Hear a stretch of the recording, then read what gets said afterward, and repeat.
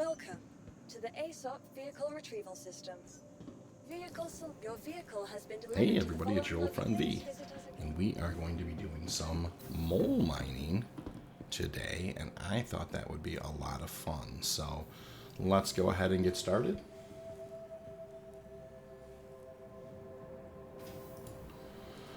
So I am with CommJammer today, and we are going to be, you can see the mole dancing a little bit. We're going to be heading over to Cellin.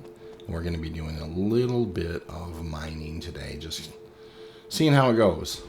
It's been a little while since I've done quite a bit of mining, and the meta's changed dramatically. Really, if you want to for profit mine, you really do need to have, a couple of people. And there's a good reason for it. I mean, the rock's size and makeup has changed dramatically, and you do find that if you have 2 or 3 people on board the mole, you gotta climb all over each other here, and that'll come back to haunt us. Yeah, you'll see, TLDR, a little bit later.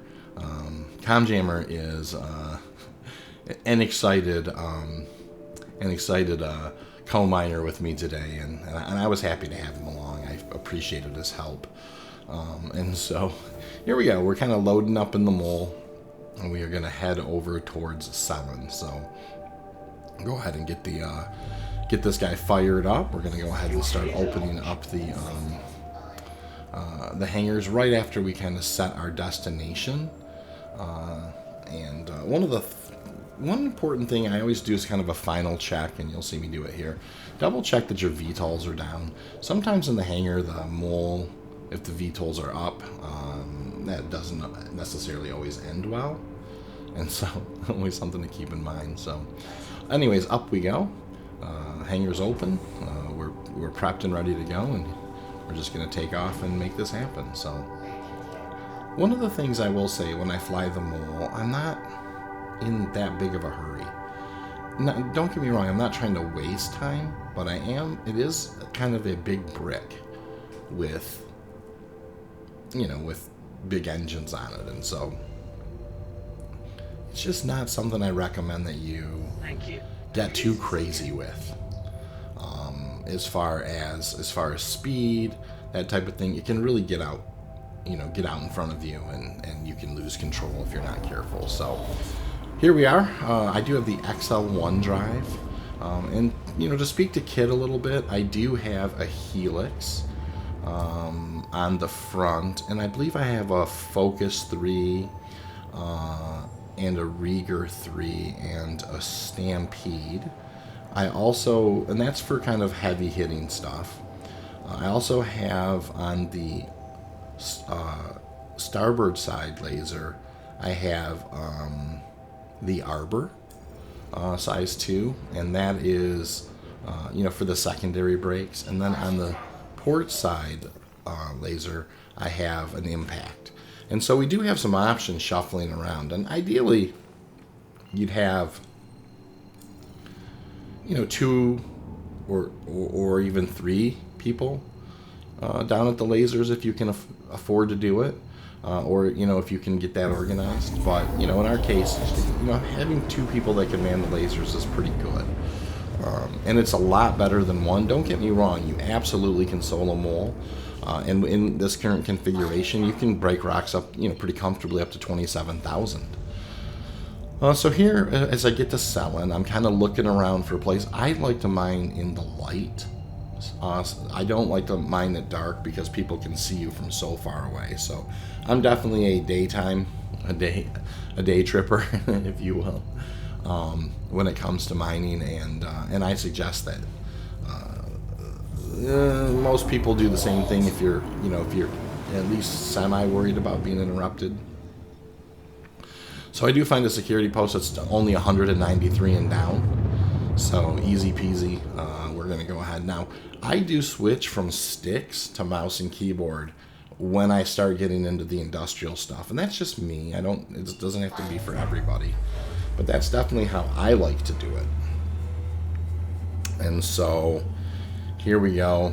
We are starting to make our way down towards the planet's, the moon surface, if you will.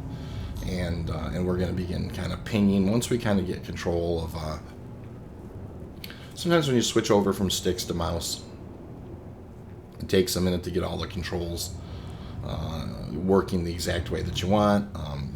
You'll find that your pitch or your yaw isn't exactly working. So, when you first kind of switch over from sticks to mouse and keyboard, you want to shake it up a little bit and make sure that you have all of your controls available, and then you just start moving forward.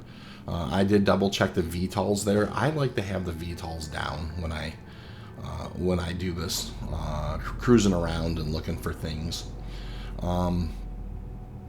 And Cellin, I have been finding lately, has decent Terranite, decent Bexalite, and pretty decent Quantanium on it as well. Daymar, I've also found, has pretty good gold and Bexalite and Quant. And Yeppa has good stuff as well. Now, I've been mostly focused around Crusader lately, and so I don't really know too much more about the rest of the verse currently. I am considering planning an app, with the group to just kind of have, maybe if we can get 10 or 15 pilots kind of going, flying to every moon and doing some scanning for an hour. I'd really like to do some data collection here in the next 30 days or so. The servers have been with several different PTUs and EPTUs going. It's been a mixed bag, as you can imagine, with the servers and that type of thing. But this particular time, although, foreshadowing, there are a couple of bugs in this. They're not terrible, and we actually kind of work our way through them, and it's actually a good teaching moment. So here we go. We are just now starting to kind of get our feet. We're pinging, and then there's our first group of rocks. So we're going to go ahead and come in and take a look at these. And so I will say, as you can tell, I'm not flying the mole like a fighter. It's a big industrial ship. I just kind of take it slow. The last thing you want in Star Citizen is that death by 1,000 cuts. You make a mistake, and it will be 25 minutes before you're back out here again. So it's better to just kind of prepare, take your time, and here we begin scanning the rocks. And so what we're looking for primarily, it would be Terranite, Bexalite, gold, or Quantanium. And you're going to be looking at, the Bexalite, gold, and Terranite. You really want to find, when you have two people on the mole, you really are going to be looking, a sweet spot's going to be around 30 to 40,000, and sometimes a little up of that, but 30 to 40,000 mass rock with like a 45% in Bexalite, Terranite, or gold would be ideal. The rules change a little bit with Quantanium, right? Even if you can get 25 SCU of Quantanium on board, that's 500,000. That's 500,000 aUEC after. So if you happen to come across a good a halfway decent quant rock, and we do here right off the bat. I mean, we actually do find a decent quant rock here in the very first batch that we kind of come down here and land on. It's up to you. I mean, I don't know what your goals are, but in this particular case, doing a rough calculation in my head, that rock right there is somewhere worth 500,000 after it's refined and hauled in. And so, that's nothing to sneeze at when you can actually probably have this done within an hour. Now, it's very important to understand, we're in a really weird place where these salvage missions, you can make 3, 5, 7, 10, 12 million in an hour or two. So, the one thing, mining is not something that you are really doing, quote unquote, for profit. I mean, if there are more profitable things to do in the verse right now per hour, no question about it. That being said, with base building, and so it's very important not to lose the muscle memory, and it is important to understand the meta. And so here, CommJammer and I are just starting to kind of get our feet for the way that the new kind of meta works.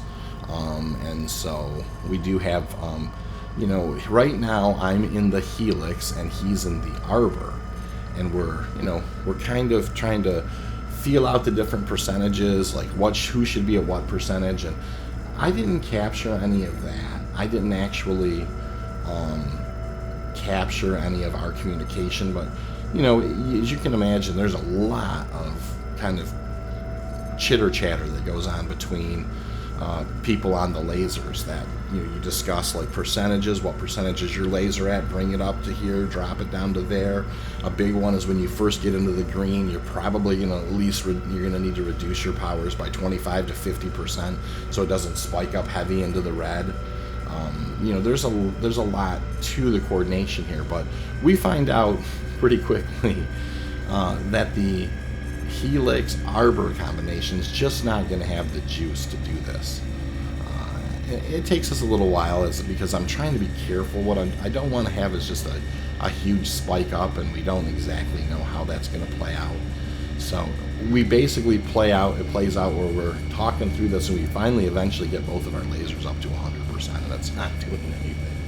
And so that's when I say go ahead and switch from the Arbor over to the other side, and go jump on the impact. So that means that this primary break-in, this isn't that big of a mass rock, as you can see. It's not a huge mass rock, and it takes the Helix and the impact to break it. Now, I'm not firing any stampedes or surges, and on the impact I do have those available, but it is one of those things where that also requires tight coordination, right? Especially when you have two people on the lasers, and heaven forbid both of you accidentally fire a stampede or a surge at the same time, and that could get ugly. So right now, CommJammer, he is switching over to the other laser, and there's also a moment where he actually there's a couple of interesting mole moments in this particular video that I think are going to be things that I want to share with you. So there he is. You can see he's fired up the impact. That's going to have a completely different level of power than the Arbor, and then I'm going to pick back up, and between these two lasers we are definitely going to be able to break this Quantanium rock. The secondary breaks end up being interesting as well. I kind of learned an important lesson about secondary breaks. And so, you think you're going to break something down to 4,000 mass, and that the Arbor is going to be able to break it itself, and that really wasn't the case. So, but we'll see that as we kind of continue on here. So, yeah, here we're doing the same thing. I'm saying, hey, take your laser to 40%, then I raise mine up a bit. Take your laser to 50%, then I raise mine up a bit. It's very critical that you have good communication for this process, because if you don't, you're going to spike into the red and blow yourself up more than likely, or you're just, it's going to be totally inefficient. And in this run, it's around 47 minutes from front to back, and there were opportunities for us to save time, and there's like the TLDR is at some point. CommJammer has crashed the desktop, and he has to come back to the log in really quickly to get back in the laser. He also does, it's important not to do this thing where you use door. Like sometimes if you click on a door, it will just open, but it also has the option to use door, and if you do that in the mole, about half the time you get stuck in the door, and then you end up having to punch the guy or shoot the guy to get him out, and that will be demonstrated in this video as well. So you can see now the Helix and the impact are starting to do work. Now, could we have gone faster at this? We sure could have. We could have fired a surge, fired a stampede, but when we're kind of young, we're kind of a green crew at this, meaning I have a lot of experience solo mole. I don't have as much experience right now with crew members on board. I wanted to make sure that this went as cleanly as possible, so going a little slower was okay with me. Ultimately, I think you'd want to be, if you were really trying to keep your nose to the grindstone, you'd want to be a little more efficient than what we were today. But for the most part, it doesn't matter. If you go out there, you have a good time, you have a good experience, and then you bring it back safe, and in 47 minutes you kind of have earned enough where you're over 500,000 aUEC. That's not a bad run. That's a good run, especially in today's mining, and especially with it just being 2 people in the mold. So the split is 250,000 for an hour. Now, don't get me wrong. Once again, those salvage missions in that same amount of time, you can easily make millions. But you don't want to sleep on mining. Mining's going to become an important thing. Resources are going to be important to be able to get at some point. And so we're just kind of coordinating here, working together, making sure that we don't get into the red. And like I said, at some point, CommJammer, he's gonna get caught in the door. He's gonna have a CTD, and we're just gonna work our way through it. And that's what I mean. Like, this actually probably could have been closer to 40 minutes. It's ended up being a 47-minute run, but we had some snags there. But now you can see that was actually a clean break, but our shield still took a little hit. And so one of the things that it took me a little bit of time to kind of figure out is I wasn't always getting proper outlines on things here. At first I was, but then I wasn't a little bit, and some of it has to do with the second laser hitting it and that type of thing. It's not perfect right now, although mining is considerably more complex than it used to be, and it's enjoyable in that capacity. They've just, right now, there's the whole salvage gold rush has really kind of got this on its knees a little bit. So here we are, just kind of looking at the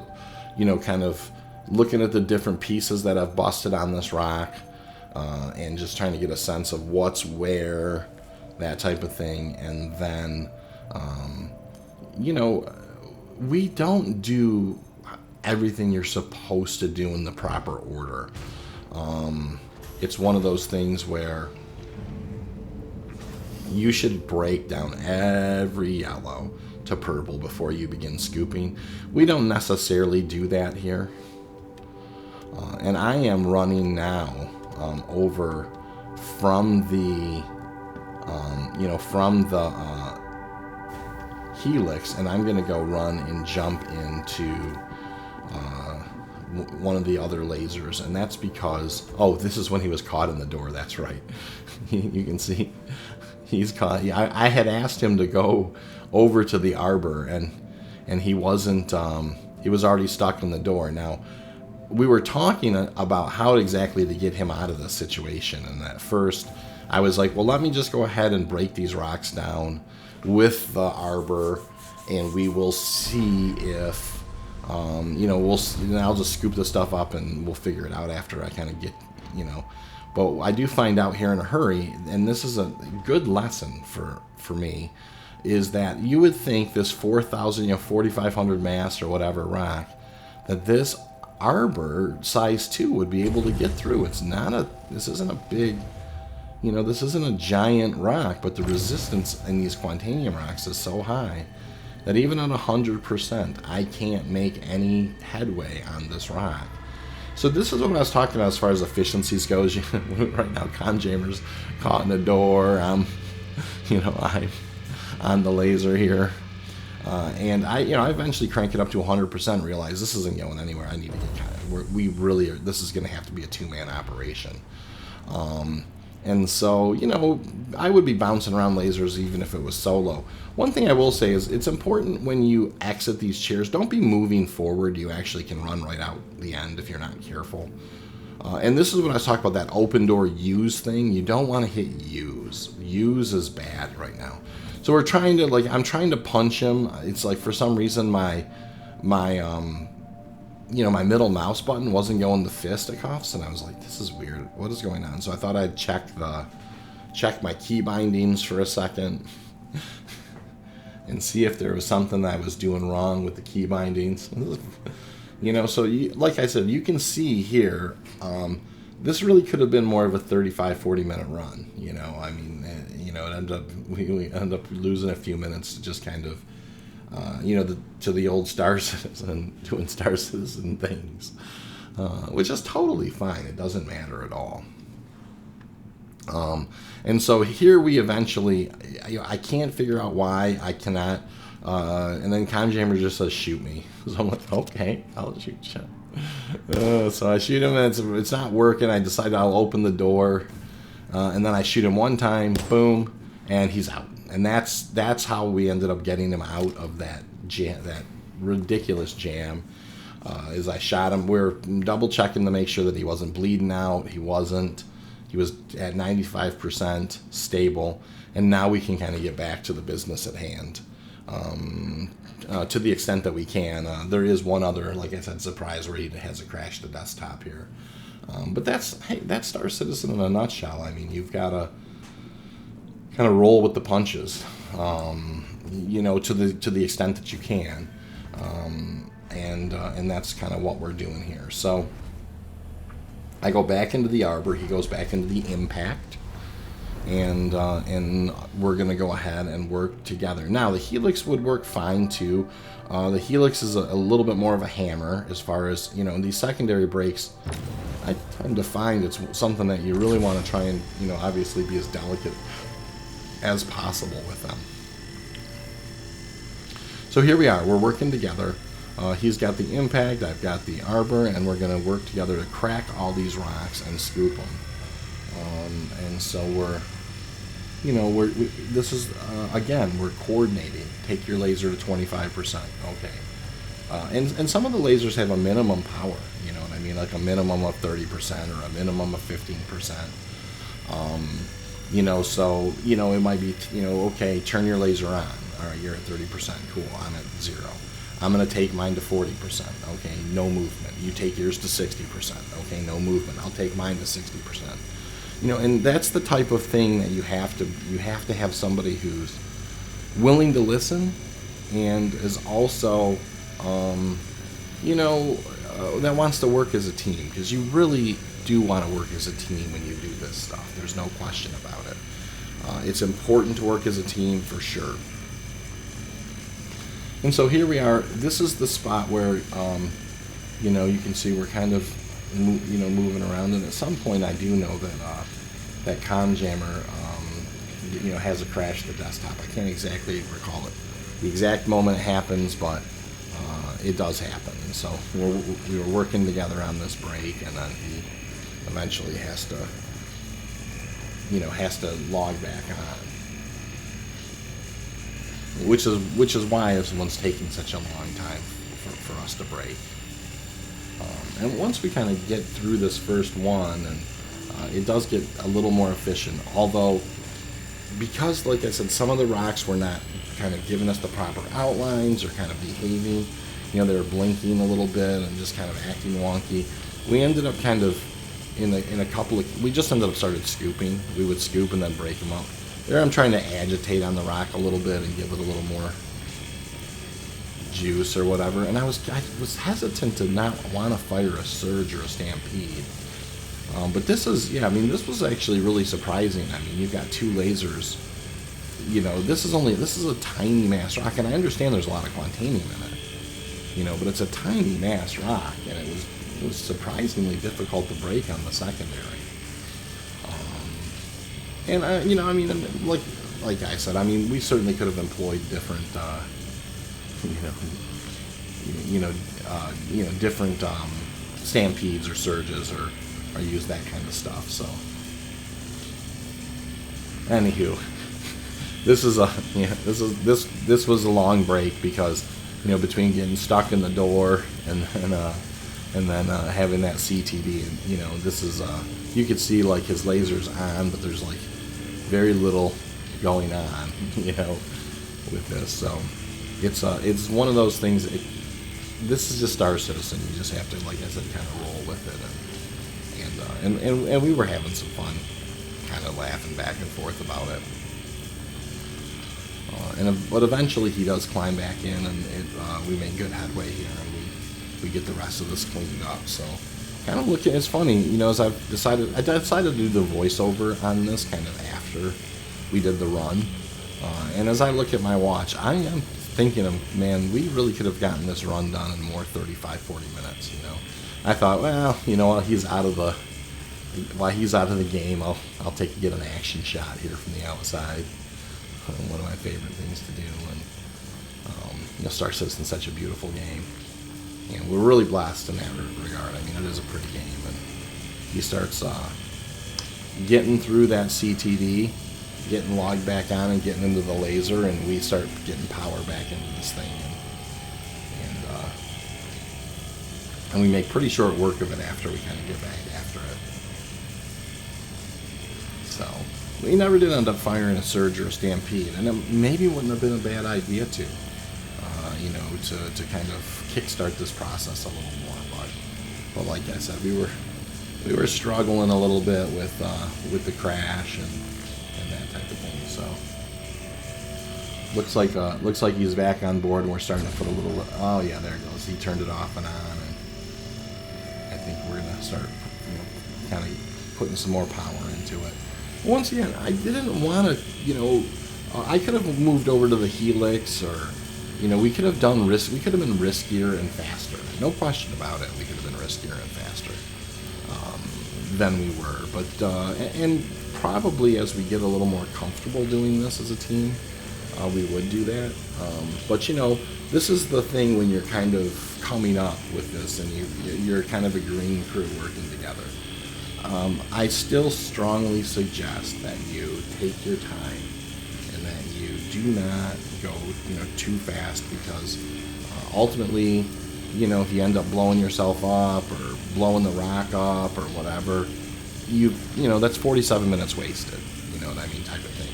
It's one of those things where just a little bit of stitching time saves 9 is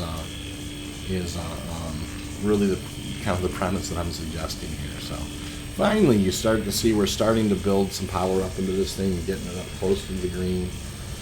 It's been it feels like we've been breaking this rock for 10 minutes, and we probably have. And then, you know, I of course was teasing CommJammer because he, you know, it's like, man, could we just get this rock, bro?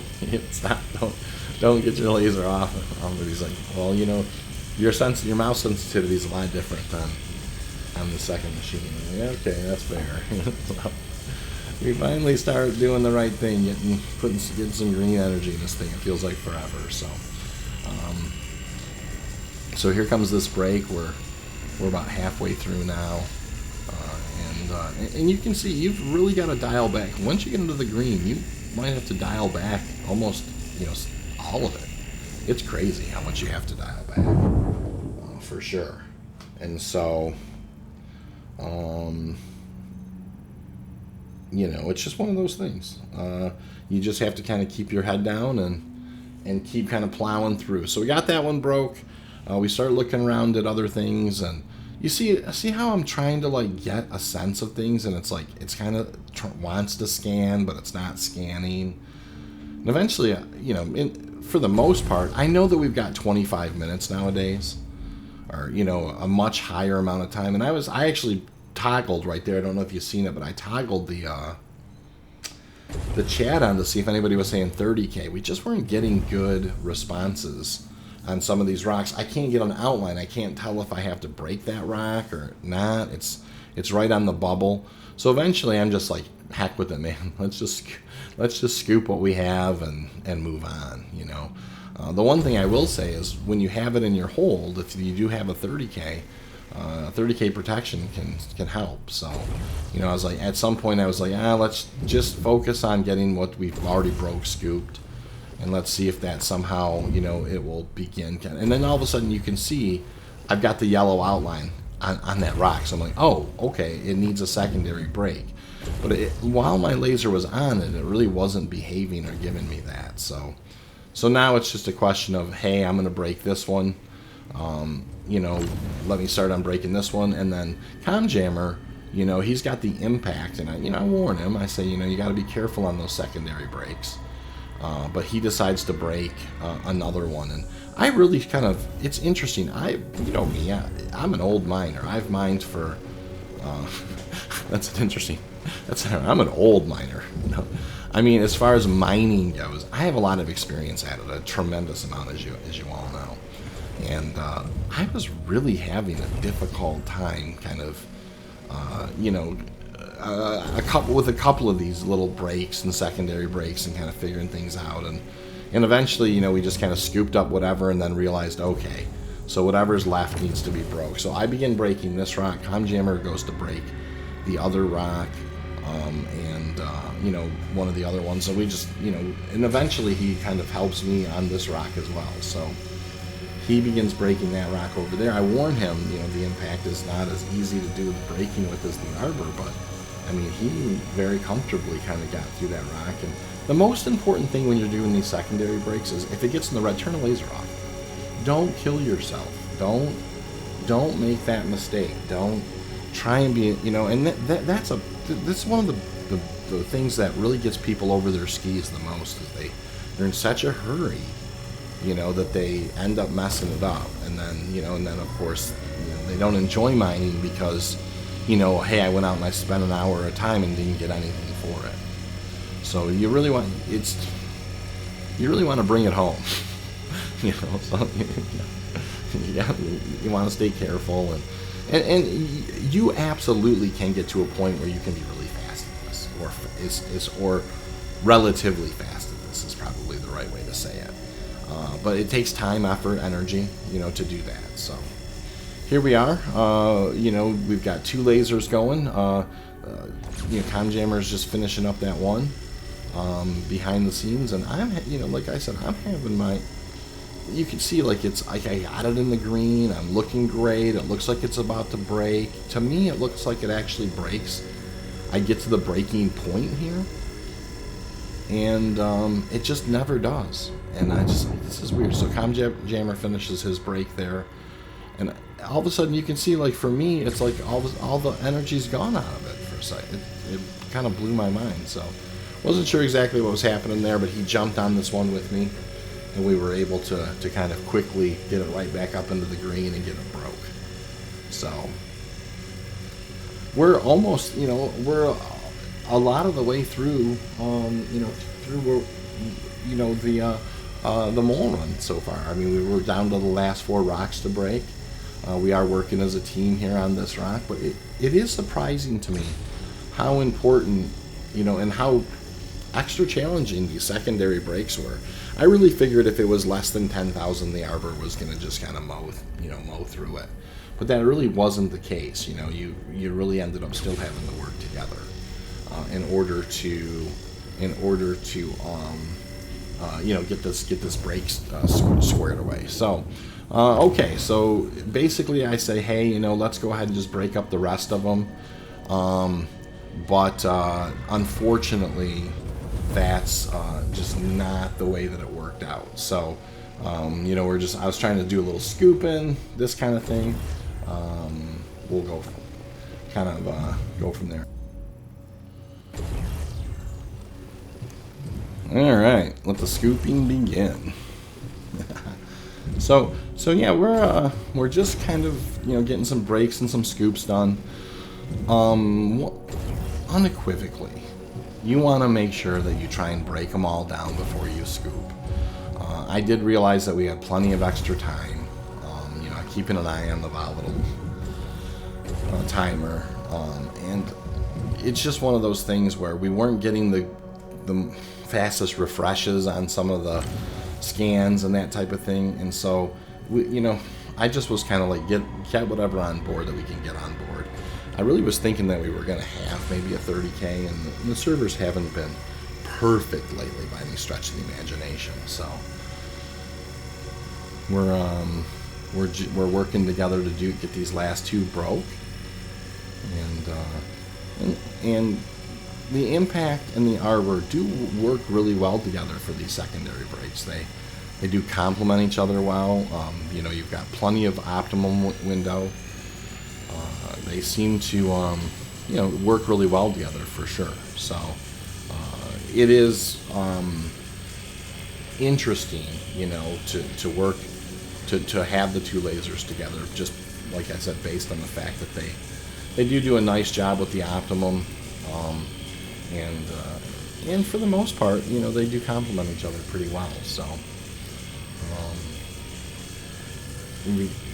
you can see here, you know, once again, we're not climbing those laser power up nearly as fast as we probably could.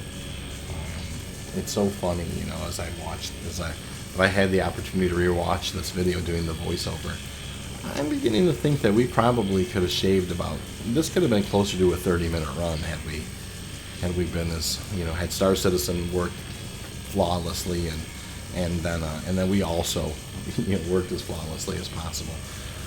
I didn't think, you know, I mean, I knew that there was a few shenanigans, but I didn't think there was this much fat in the video as originally intended. But, you know, good time, having a real good time. We're, you know, we're kind of chatting as we do this. You know, no hurry. We're not in, you know, like I said, the most important thing is to kind of get the stuff home safe. So we are working on that front. I'm really looking forward to IAE. I think CitizenCon was a lot of fun. It's going to be interesting to see if they do release the new Alien starter. I'm kind of interested in that a little bit. I'd like to see if that's something that happens. And you know, Gaddick is, you know, an interesting company. I'm into, you know, cargo hauling anyways. All that industrial stuff is so fun. And so, one thing I will say is, you know, if you've made it this far in the video, congratulations. You know, I don't like to give people false impressions about how long this stuff takes. You know, I could certainly have edited this down and been like, you know, made this a 10-minute video and you know, and hey, we made 500 million. But I do think it's always healthy for people to see how you work through problems, the problems that you do face. You know, and that, you know, it's important to keep a positive attitude when you run through this stuff, because it's not easy. It's not easy at all. You know, sometimes it's challenging, and you can see here that we've had our, you know, we've had our challenges with, you know, with mechanics in the game, and we've had our challenges with latency a little bit here and there. So, all right, you know, we're getting down to brass tacks here. Got one more to break, and I still think we go for the scoop, right? We're just like, and that's not right. I'm going to tell you right now, this is not the best example. It would always be break them all down first before you scoop them. But we just weren't having the best luck with it, you know, so, and I was keeping an eye on things. Now, that last rock, I forget, it only had 3% in it. So we decided that it wasn't worth the juice, wasn't worth the squeeze on that one. So once again, just stand up when you leave these seats. Do not be pushing forward, because you can run right outside. And then you can see like I'm frosty. My character's armor's frosty from being outside. You know, and you're a little protected inside those you know, inside the mole, but not that much. You know, when you're out there on those side lasers. The center laser certainly is 100%, you know, nice and warm, but the side lasers, you know, can get a little warm, or can get a little cold out there.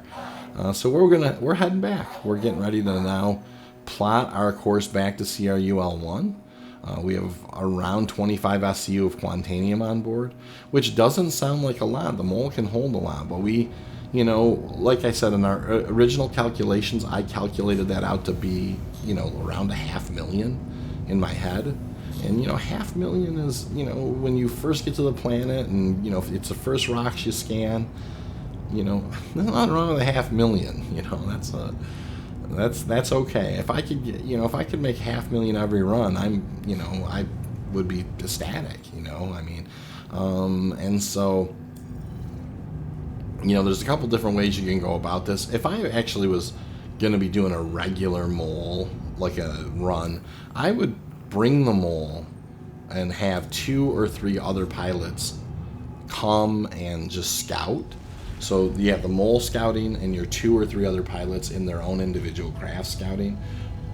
focus on locating something to mine first. And then, like, let's say, you know, you've got, you know, somebody's flying around and they find a nice quant rock. Then just all coalesce to that spot. Bring the mole there, bring the rest of the fighters there, have the fighters land the mole, and then have them climb up into the mole for the, you know, for the mining part of it. You can then let them go. You can land and let them go, and then scout more if you're going to be looking for more when you head back to the refinery. Or, you know, they can, you know, just ride along and, you know, jump out and fly their own ships back, or they can just ride along back to the refinery. But that's, you know, the way that I would probably do it is maybe not with 2 pilots, but even maybe with 2. It would be better to have you know, one person fly the mole, one person fly a secondary ship. You know, break up, prioritize locating stuff to mine first, and then once you've found that thing, until we can mark rocks and fly back to them, right? Because that's really the dream, is to be able to have, like, you know, to scan a rock, to have it be some really, really, really nice rock, to be able to mark it, maybe upload it, like its values, its location, and it's kind of like maybe some kind of a GUID keeps like a bunch of data on it, and then being able to have that in your data banks, and then, you know, maybe people hack your data and they know where that juicy rock is or whatever. But, you know, that's all the pontificating stuff that I love to do, theory crafting I love to do. So we're bringing this this load back to CRUL1. And you know, like, we're approaching, you know, to the end of the video. Got about 5 minutes left or so. And this was, you know, this is a great way to spend a Friday morning. You know, I mean, you know, I happened to be off work today. CommJammer didn't have to go to school today, and so I woke him up out of bed early and said, "Hey man, I need you to come do this mole run with me. I'd like to do a little bit of you know, kind of mole mining, and I definitely want to make sure that I'm with somebody who's going to listen." so that ended up working out really well. You're grounded if you don't. I'm just kidding. So no, that ended up working great, and this was, you know, like I said, if you were to go mining, and every time you went out mining, there was a chance that you were going to come back with $500,000 profit. Now we have to split that, right? So it ended up being in the 250,000, but that's still not. There's nothing wrong with making 250 grand an hour in this game. You know, especially if it's something that you enjoy doing, which I love mining. Yeah, this is just one of those things. I like to do these day in the life videos. I think that these are kind of my favorite way to show you how to mine in Star Citizen. You know, and normally I speak kind of authoritatively. In this one, you could hear that I'm not necessarily speaking authoritatively, because the meta has changed so significantly. I'm still learning it. You know, so just double checking, and I strongly suggest you do as well. Double check that your VTOLs are down, even though you've put them down. Make sure they're down. You don't want to belly flop on, you know, onto the deck here. So just, you know, just even at the last of it, not rushing, taking your time, you know, getting this thing down safe. It's very important to make sure that, you know, you don't undervalue your time by getting yourself, you know, just flying into the station or doing something silly here at the end of the run. So I really do kind of treat the mole kind of like, you know, it's like a business type thing. You know, you don't want you get some fancy new truck for your landscaping business and go out and just, you know, scratch the crap out of it. You know, type of thing. So, you know, that's kind of how I like to do it. Anyways, out we go. I'm trying to be careful not to hit the used door and get myself hung up, but that can happen, and you don't want that. But anyways, I don't, you know, whenever I'm gonna exit this thing, you can always just jump out the side. I always jump out the side when it comes to landing in the hangar. You can see the VTOLs were down. Good landing, good position on the landing there. Nothing, you know, nothing too bad to worry about. And here we go. We're gonna, you know, just kind of call the. We're gonna call the elevator. We're gonna go down to the lobby. We're gonna store this mole. We're gonna run down to the refinery, and we're gonna take a look at final numbers. And then we're gonna be real happy about the way that this went. So I'm super happy with the way this went, and I think that I just want a big shout out to CommJammer. I appreciated his time today. It was a very enjoyable run. I think, and the one thing you may notice, this is my first foray into a longer video that's 4K. So this, I do wonder. It's like this thing's gonna take like how many? You know, we're doing this on Friday morning. I wonder how many hours this is gonna take to get loaded up. It'll be interesting. Will I even have it out by Saturday? I don't know. And that's okay though. We're just kind of taking our time and enjoying it. Down to the refinery we go. Now, one of the things I have been finding in the refineries lately is that sometimes it says like, you know, like it's like you signed off at the terminal, and it won't give you the option to sign in. So be aware of that. That is something that's out there. It does happen. You can see that, you know, in 4K, very smooth gameplay. I really, really enjoyed the recent upgrade. This shows you, you know, at 257,000, that's 500, you know, plus. But, you know, by the time you, you know, pay for the refining, and by the time you know, pay for your kind of fuel or whatever, it's right around $500,000 for 47 minutes of work. So, you know, you have to refine it though, and it does take some time to do that. So, anyways, I just wanted to say thanks for joining us today. I had a great time doing this mole run. We worked through a few problems. It worked out great. Have yourself a lovely day, and I will see you all around the verse.